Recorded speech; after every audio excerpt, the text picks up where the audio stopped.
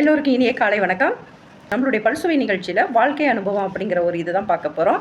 அது ரொம்ப இந்த கதை கேட்கறதுக்கு ரொம்பவே இன்ட்ரெஸ்ட்டாக இருக்கும். வாங்க என்னங்கிறது பார்க்கலாம். ஒரு தோட்டக்காரர் தன்னுடைய தோட்டத்துக்கு போய் போகிறாரு. போயிட்டு இருக்கும்போது அங்கே உள்ள செடிகள்லாம் பார்த்துட்டு திடீர்னு ஒரு மரத்துக்கடியில் வரும்போது அங்கே ஒரு கூடு ஒன்று இருக்குது. சரி, அந்த கூடில் என்ன இருக்குது அப்படின்னு சொல்லி போய் எட்டி பார்க்குறாரு. அந்த எட்டி பார்க்கும்போது அதில் சின்ன சின்ன முட்டைகள் இருக்குது. இது பறவைகளோட முட்டையாட்டம் இருக்குது அப்படின்னு சொல்லி அதை ரொம்ப பத்திரப்படுத்திட்டு அவர் வீட்டுக்கு வந்துடுறாரு. திரும்ப அடுத்த நாள் போய் பார்க்குறாரு. அந்த முட்டைகள் சிறு வெடிப்பு வந்திருக்கு. சரி, ஐயோ இதுலேருந்து பறவைகள் குஞ்சு வரப்போதாட்டிருக்கு அப்படின்னு சொல்லி அதை ரொம்ப பத்திரப்படுத்தி வச்சுட்டு திரும்ப வந்துடுறாரு. இப்போ டெய்லியுமே தோட்டத்தை பார்க்குறாரு, இல்லை எங்களோட கூட்டை போய் பார்த்துட்டு இருந்தார். அந்த பறவைகள் சீக்கிரம் வெளியே வருமா அப்படிங்கிற பார்க்கல ரொம்ப ஆர்வமாக இருந்தார்.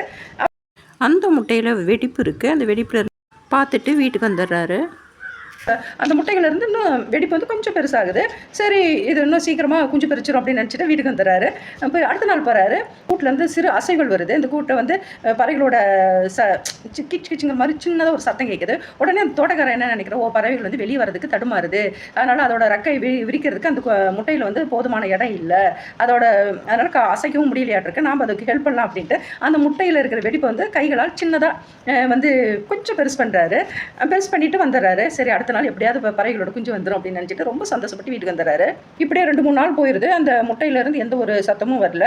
என்னடா அப்படின்ட்டு அந்த 2-3 நாள் கழிச்சு போய் பார்க்கும்போது அந்த முட்டைக்கு பக்கத்தில் எறும்புகள் நிறைய வந்துட்டும் போயிட்டுமா இருக்குது. என்ன அப்படியே ரொம்ப அந்த பக்கத்துலேயே குஞ்சுகள்லாம் செத்து கிடக்குது. அப்படியே ரொம்ப மனசு வருந்துறாரு. எப்படி இதாச்சு, நம்ம எவ்வளோ பாதுகாப்பாக வச்சிருந்தோமே, எப்படி ஆச்சு அப்படின்னு ரொம்ப அவர் மனசு உடஞ்சி நிற்கிறாரு. அப்போ அந்த வழியாக அவருடைய நண்பர் ஒருவர் போகிறாரு. அந்த நண்பர் கேட்குறாரு, என்னப்பா என்ன ஆச்சு அப்படிங்கிறாரு.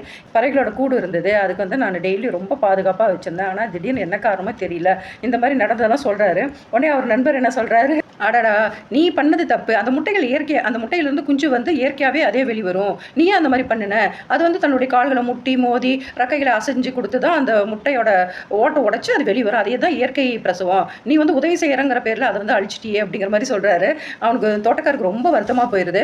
இதே மாதிரி தான் நம்ம குழந்தைங்களை வளர்த்துற விதமும், குழந்தைங்களை நம்ம ரொம்ப செல்லம் கொடுத்து வளர்த்தக்கூடாது, அவங்கள தனியாக விட்டு பழக்கணும். வெட்டியின் தடங்களை நம்ம உணர செய்யாமலேயே நம்ம குழந்தைங்களை வளர்த்துறோம். அது கஷ்ட நஷ்டம் தெரிஞ்சால் தானே நம்ம கீழே விழுந்தால் நாமளே எந்திரிக்கணுங்கிறது உணர்வு வரும். அதுங்க கீழே விழுகிறப்ப நாம் தூக்கி விடக்கூடாது, அதுங்களே கீழே விழுந்து முட்டி மோதி அதுங்க எந்திரிச்சா தான் அதோட கஷ்டம் தெரியும். நம்ம ரொம்ப குழந்தைங்க மேலே ரொம்ப அன்பு காட்டுங்கிற பேரில் வளர்க்க தெரியாத வளர்த்துட்டு இருக்கோம் நம்ம குழந்தைகளை. அவர்களுக்கென்று ஒரு பாதை நம்ம உருவாக்கி கொடுக்கணும். அந்த பாதையில் அவங்க போகும்போது ஏதாவது சிரமமோ இல்லை ஒரு சிறு தவறோ நேர்ந்தால் நம்ம அப்போ கை கொடுத்து உதவி செய்யலாமே வெளியே அவங்க போக்கிலேயே நம்ம விட்டுணும். பிள்ளைகளுக்கு விழவும் தெரிய வேண்டும், இழவும் தெரிய வேண்டும். அப்போ தான் அந்த விழுந்தால் நம்ம எதையாவது பிடிச்சி எந்திரிக்கணுங்கிற ஒரு மன தைரியம் இருக்கும். இது ஒரு பறவையோட கதையில் நம்ம குழந்தையோட வாழ்க்கை ரகசியம் தான் இது. இந்த கதை உங்களுக்கு பிடிச்சிருக்கு, நினைவு பிடிச்சிருந்தா சப்ஸ்கிரைப் பண்ணுங்கள், லைக் பண்ணுங்கள். இன்னொரு அருமையான கதைக்களத்துடன் நான் உங்களை சந்திக்கிறேன். வாழ்க வளமுடன். நன்றி, வணக்கம்.